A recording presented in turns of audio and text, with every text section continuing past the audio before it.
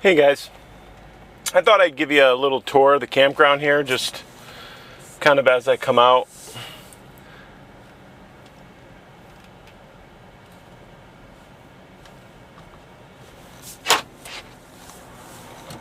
There's a nice Class C over here to the left.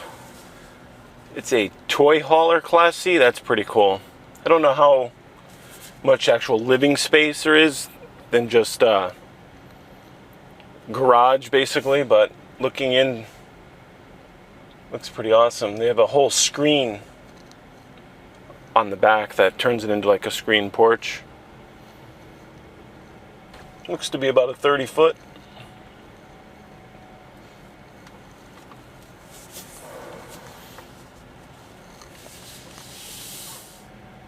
So this is the park. This is Hammonasset State Campground. It's a state park. It's about 550 campsites, somewhere's right around there. I don't know exactly. I know it's over 500. A lot of them are field type campsites. They're, out in the open. There are a few that, have some decent shade. Like these coming up to the right here. These all have decent shade, a couple shade trees, but they're right next to the road to come in. Now that's not like a road, like a regular road. That's the driveway to go to the beach for visitors, but you're still, up until 8:30 at night, you still got cars going by constantly. You got headlights shining across constantly. Same thing with some of these sites on the corners. They, whenever you're on a corner, people driving down are going to have headlights on their campsite for the majority of the time. I think these people right in front here, the whole time I'm coming around this bend, my headlights would be shining right into their camper. People right in front of me here, same thing.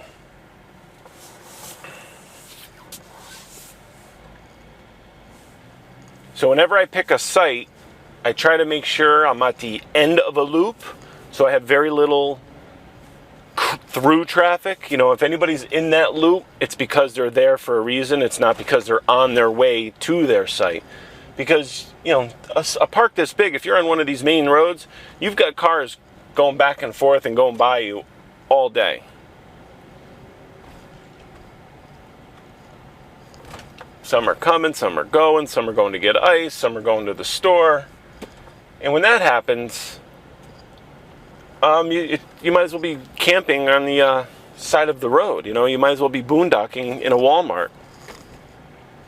I can do that for free. I don't have to pay $20 a night.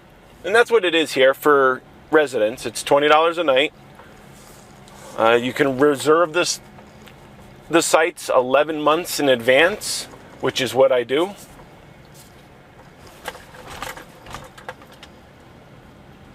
Within a month or so after I leave, I'm already reserving next year's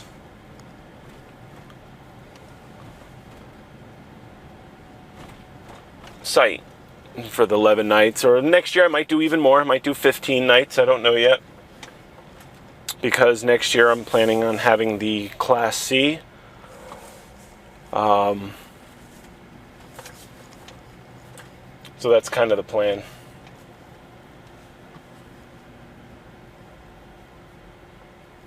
They have these camp managers, that's kind of like the work camping on here, like over here on the right. They're kind of there for information, things like that. They pretty much stay the whole summer. There's several throughout the park here.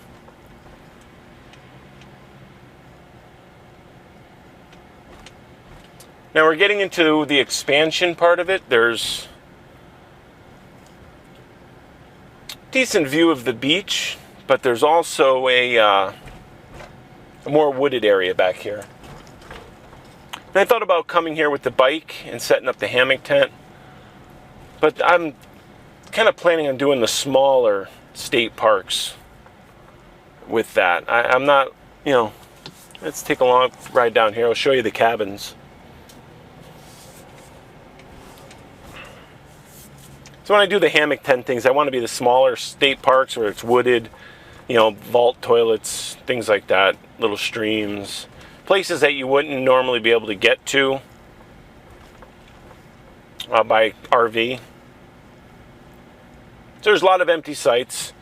Now every weekend this campground's booked pretty much to capacity. There's pretty much a waiting list on all the good sites. These are the cabins right here that they put in. State of Connecticut, for their 100th anniversary of state parks, wanted to build 100 cabins that you can rent. And they're not cheap. I've never stayed in one, never had a desire to, but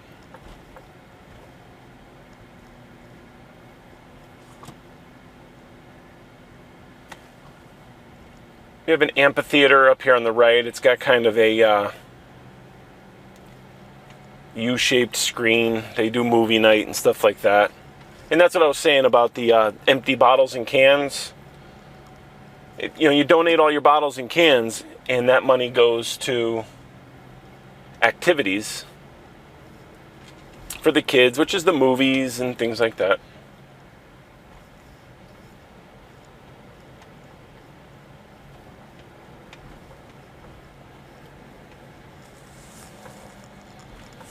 This is part of the trail to my right.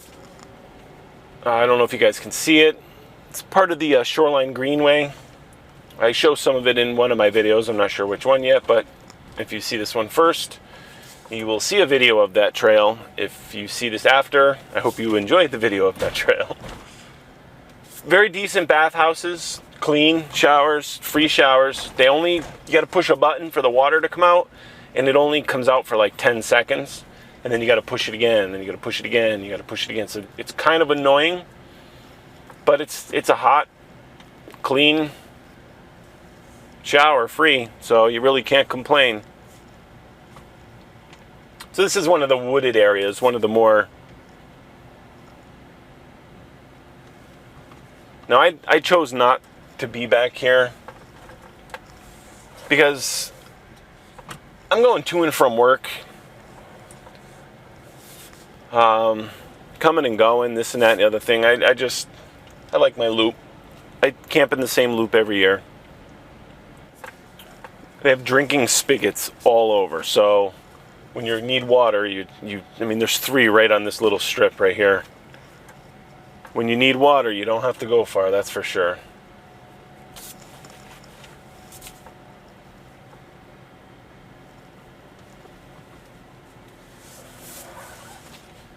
Another camp host. So yeah, this is a great park. It's you know, it is what it is, guys. This isn't a wilderness type of camping environment. This is basically just staying at the beach, going to the beach, fishing, swimming, crabbing, you know, things like that. I love the beach, but I gotta tell you, I've only been down there a few times since I've been here. Not because I don't enjoy the beach, it's more because I like to camp. I don't just camp to go to the beach. You know, I enjoy the camper. I enjoy cooking. I enjoy, you know, doing the camping things. Playing games at the campground and just stuff like that.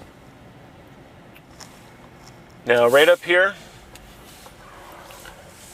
this street of this park is the only strip that has electricity and water at the sites. It's more expensive. It's like $40 a night. It's like twice the cost per night. But it's the closest to the beach, the closest walk to the beach. The store is right up here. So you have the store to buy stuff. You still have bathhouses and things like that, but it, you know, like I said, it's still a lot more expensive. You know, I didn't put the work that I put into my camper to pay more to spend the night. So I have the solar, which exceeds my expectations. I get to do pretty much everything I want to do other than, run the air conditioner. If I want to run the air conditioner, I run the generator. But right in front of us there is the entrance to the beach. There's handicap only parking.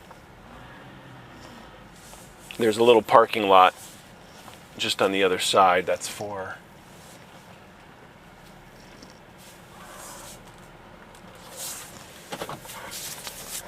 if you want to park here and go to the beach. Nice having the bike up here. I was able to just cruise up here on the bike and go for a walk on the beach.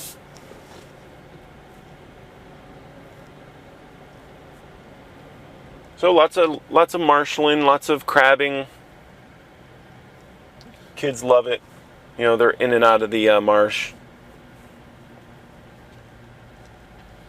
Now it's campsites like this that when full-time in the RV that I would take advantage of. Probably once a week.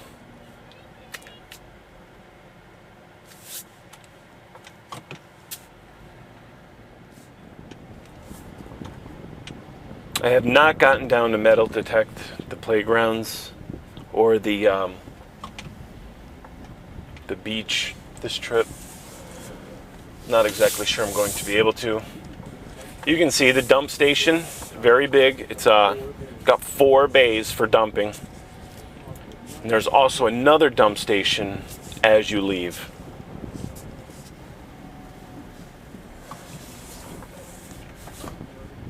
Now this road here just goes back to my loop.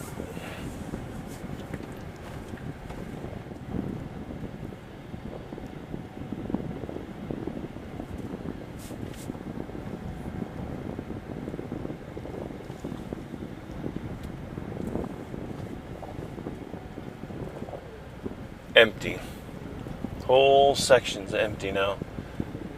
Today is Sunday. Most people camp 2 nights, Friday night and Saturday night, and go home Sunday. Checkout's at 12.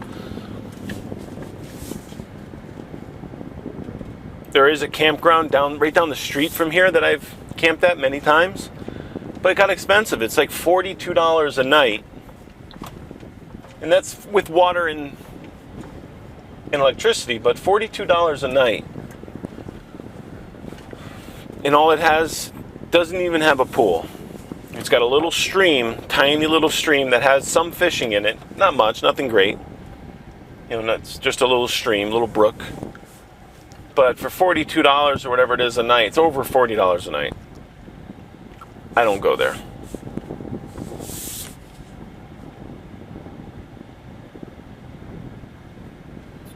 And this is where we came out.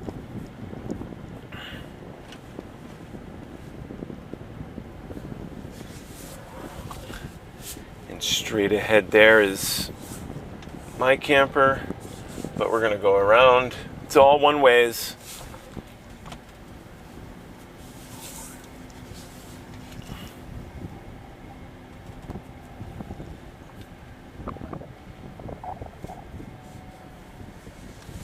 You can see my tiki torches.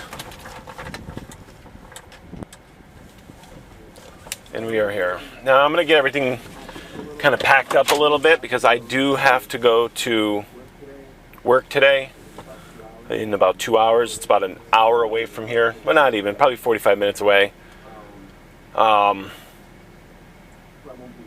I won't be here for about 4 hours. Then I'll be back up here probably 8:30 tonight, maybe. 11 nights is a long time. I mean, it's not as long as full time, obviously, but it's a long enough time to kind of work out some quirks. Camper is going up for sale, so there's a few things I want to do to it before I sell it. Not sure if I'm going to sell it privately. I'll probably try selling it privately first, and then if not, just trade it in. If I find the perfect Class C, one that I really want, I won't hesitate. I'll trade it in. It'll probably take a little bit of a hit, compared to selling it privately. There's not a huge market for pop-ups this size. I mean, this thing is, close to 30 feet long. Weighs just over 4,000 pounds. The tongue is like 410 pounds on the hitch.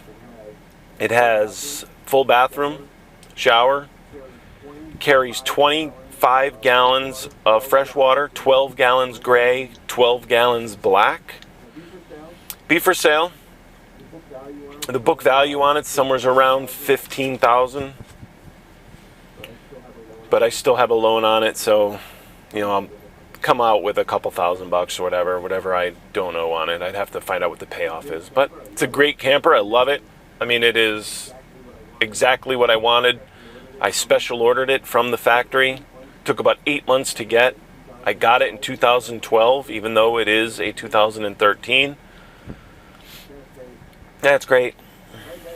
All right, guys, thanks for watching. I'm going to get cleaned up and get ready for work. Be safe out there traveling the tubes.